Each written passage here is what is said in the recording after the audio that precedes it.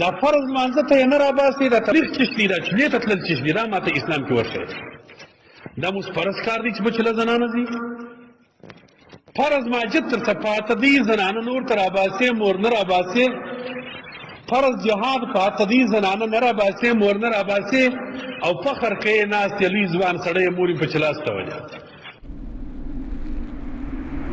زموږ په کتابو کې مسأله ده فتاوی حدیثیه ده احادیث مشهوره فتاوا ده.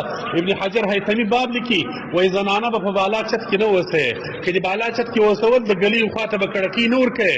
که چیرې زنانه په بالا چت کې اوسېږي د روډ خلکو ته ګوري په ګناه اخته یې پلاره تې ورسره ګاډي.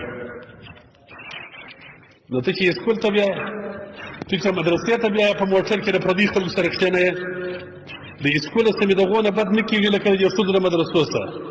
خو د دین نوم نه اخلي، خو زه د دنیا کار کوم، دا خو د دین په نامه اخته دي. ملا ورسره در مخه ودرسي ازغلي په تبلیغ یې ښځه روانه کړي سړي ته په لاس ورکړي د ریوړ نه پرې بیایي. په دین خوشحاله دي پلار یې وایي زما لور تللې وه تبلیغ ته ریوړ ته تللې. زه په کوټه کې یو دوکاندار ته ورغلم، د دې اسلحې دوکان دی د یو بل چا سره.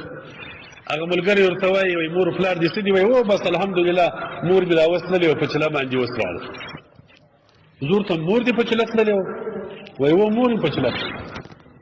پلار مې حج ته ولاړې مور مې په چله ولاړه. مور ورځه به دا خیر زه چې حیران ولاړم.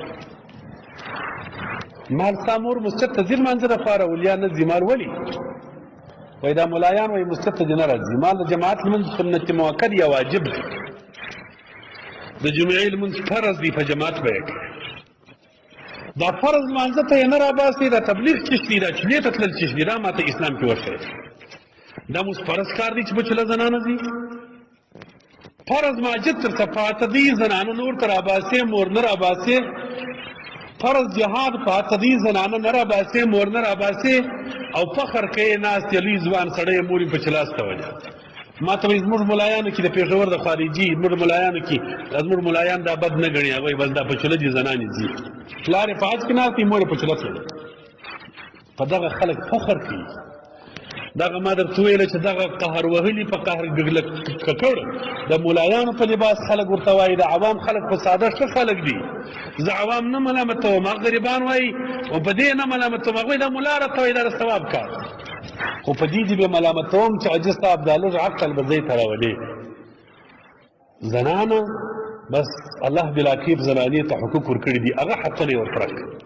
دا د زنانې حق نه دی چې زنانه مدرسې ته وباسه، زنانه اسکول ته وباسه، زنانه بازار ته وباسه.